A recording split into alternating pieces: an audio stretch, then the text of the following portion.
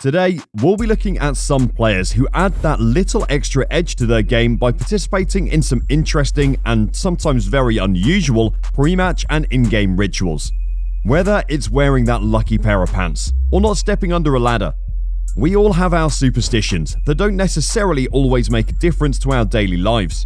However, even the most talented elite athletes have their own eccentric routines to give themselves the extra edge over their opponents. Let's have a look at some of the more weird and wonderful pre-match and in-game rituals performed by our footballing heroes. We start with Ballon d'Or winner Karim Benzema, who many believe was the best striker in the world in the 2021-22 season. During Real Madrid's triumphant Champions League campaign, you may have noticed the heavy bandaging on his right arm. Why does he have it? Well, it's actually for medical purposes. In January 2019, Benzema broke his smallest finger on his right hand in a collision with Real Betis defender Marc Bartra, a gruesome-looking injury which the Frenchman was advised would rule him out of action for 2 months after surgery. Benzema, however, was having none of it, and he was back on the pitch for Real Madrid's next match, and even scored twice in their match 2 weeks later against Espanyol. Remarkably, the French star injured the hand again at some point in the 2021-22 campaign, which is why we still see the heavily bandaged hand to this day. The eagle-eyed amongst you who watched the 2022 Ballon d'Or ceremony will have seen that the finger is still showing the effects of the injury, from a Real Madrid legend to a Barca one.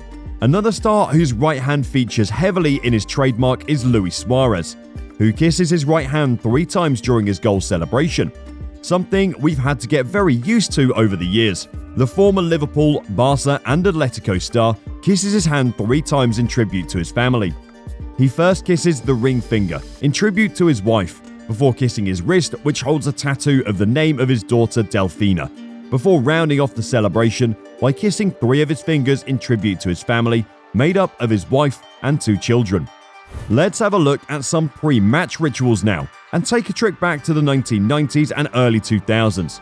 For one of the most famous of them all, international football was dominated by France towards the end of the 20th century and the beginning of the 21st, as they claimed both the 1998 World Cup and the European Championship of 2000, led by the legendary Zinedine Zidane. 2 of the stalwarts of the team, however, were centre-back Laurent Blanc and the legendary bald-headed goalkeeper Fabien Barthez. Barthez was eccentric as he was good, and struck up a great bond with centre-back Blanc. So much so that Blanc would kiss the hairless head of Barthez for good luck before they went into battle together. This is now an iconic image for French football. And although it may seem odd, it's certainly more normal than Dutch legend Johan Cruyff's similar bond with his goalkeeper Gert Bals.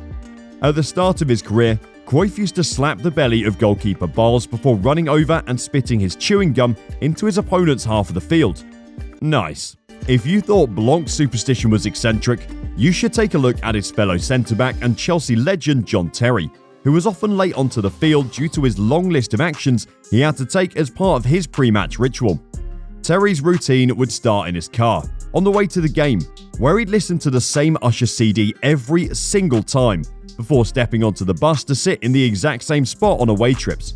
He would also wear the same lucky shin pads, if you can call those shin pads, before he ditched them after a heartbreaking loss to Barcelona in the Champions League.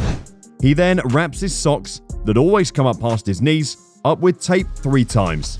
Terry would then avoid touching any footballs in the dressing room before the match, before partaking in perhaps his most interesting ritual, going to the toilet. Despite there being 3 urinals in the Chelsea changing room, Terry and fellow legend Frank Lampard decided to do their pre-match business in just one of them. After winning that match, the ritual stuck, and Terry and Lamps were joined by a queue of players waiting for the sacred urinal, often leading to the team being out on the pitch late. At least it made the cleaner's job easier? I don't know, it's an odd one. It clearly worked for JT as he won the whole lot for Chelsea.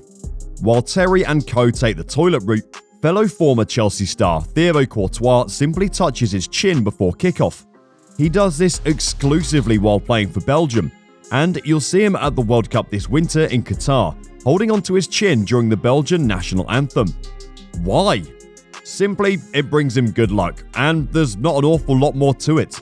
His teammates won't mind his quirky pre-match ritual if it fires them to World Cup glory in December. One of the most common pre-match rituals is when certain players must enter the playing field last, a ritual which is always complicated when there's more than one player in any given team that shares this superstition. Mo Salah is one high-profile star who insists on being the last to enter the pitch, and his insistence on being at the back of the line means he always shares a hug in the tunnel with his adoring manager Jurgen Klopp. No wonder he gets a hug from his manager with that goal-scoring record. Former Arsenal and Liverpool defender Kolo Touré also shared this tradition.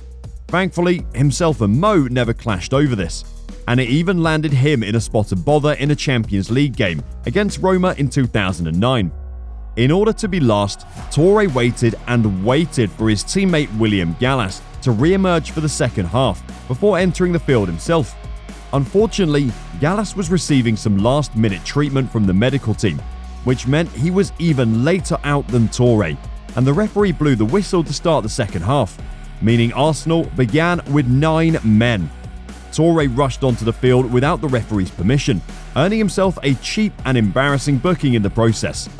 Oops. You probably think that the typical elite footballer has new football boots every week thanks to various sponsorship deals.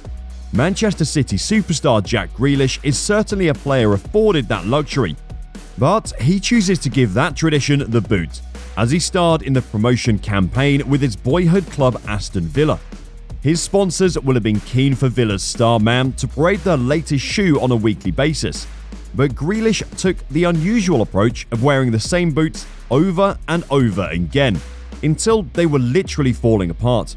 Having scored a few goals and created a few for his teammates with his once new boots, Grealish felt they must be his lucky charm, and so chose to wear them every single week until Villa were promoted back into the Premier League. Thankfully for the boots and his sponsors, Grealish led his team to promotion thanks to a playoff victory, and the boots were confined to the sidelines.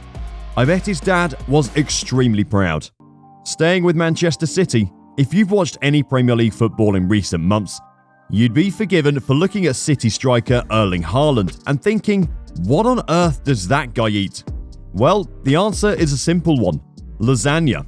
Before every home game Haaland plays, it's tradition for his dad, Alf Inge Haaland, to prepare the Italian dish for Erling. He destroys the Italian dish before destroying whatever defender is left trailing in his wake on the way to his latest hat-trick. Thank you for watching our latest video. We hope that the bizarre rituals and superstitions of these football giants have inspired you to try a few of your own. We will be starting with Erling Haaland's lasagna. Let us know in the comments about any other rituals we forgot to mention. Subscribe to Football Reality and join us again soon.